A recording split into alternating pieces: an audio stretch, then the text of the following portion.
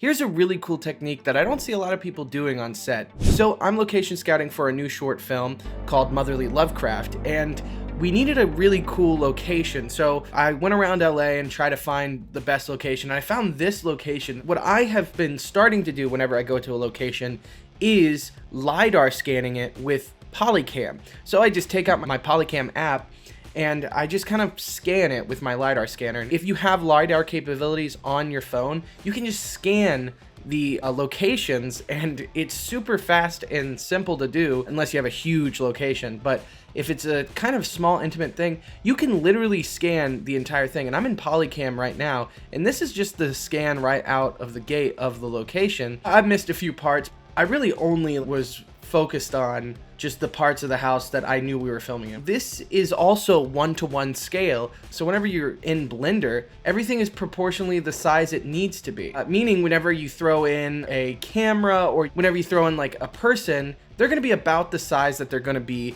in the actual room. And another really cool thing is whenever you put a camera in, you can actually input your camera data, and if you know what camera you're shooting on, there's a little presets thing and you can click on whatever camera you're using.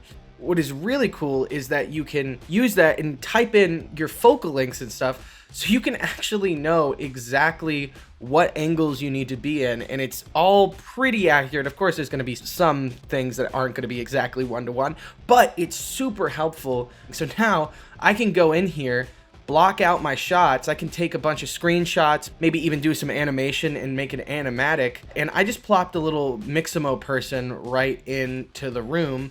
And now I can really just pick and choose my angles and know that, okay, we'll need a wider angle if we want that kind of shot, or we need a tighter lens if we want that sort of shot.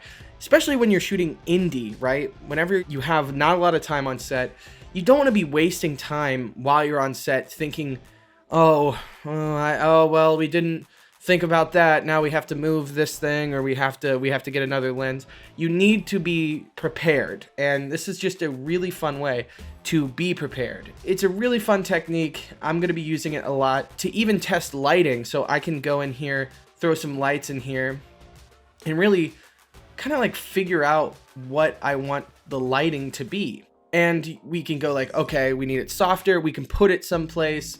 And it's really good for development. You're doing all the testing in the computer. Now, if you had a big crew and a big budget where you can go and do everything before and have that time, then go for that. Obviously, that's going to be better. But here, you can get a lot of your answers fairly certain that you know what you need. Another really cool thing is for set decorators or props. Say we needed to go and get some new curtains for this window right here. We can use the measuring tool and click here, and it says it's 6 feet across. So we know that we have to get a curtain that's 6 feet. So that is something that is insanely powerful because you have everything pretty much 1-to-1. Now, of course, there's some room for error, but it's pretty close, and you can use all of this to communicate to your team pretty well. And you also know like things like how tall is a 5'10" actor. You can literally go in here, make 5'10", and then we can go into Blender and like line that all up with the wall and say this actress is 5'10" here, and then look at your reference, and maybe we'll have to scale it up a little bit. You can go in here and be pretty confident in your height and size data. So this is an invaluable tool, and it doesn't take that much time on set. You just go and you scan it with your phone, and it's really fast.